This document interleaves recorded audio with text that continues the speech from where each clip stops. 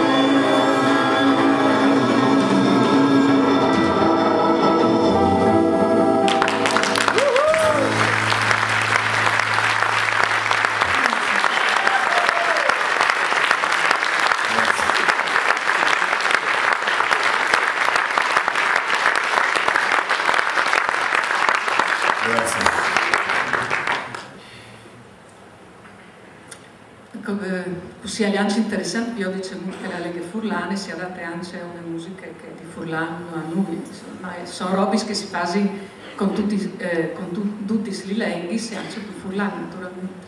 Ah, il bisio.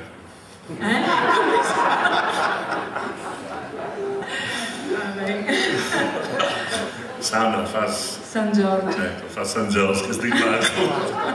San Giorgio è un tocco che Gianni l'ha scritto, io penso, sul testo di Leo Gianni e Gianni Ostolini, penso che sia veramente un'opera inimitabile, irraggiungibile, e penso che non sia mai stato fatto un lavoro su un tocco così musicale, non musicabile, mangia solo l'elenco del telefono, più difficile, che il tocca veramente è spettacolare. E Gianni, grazie di cuore per averlo scritto.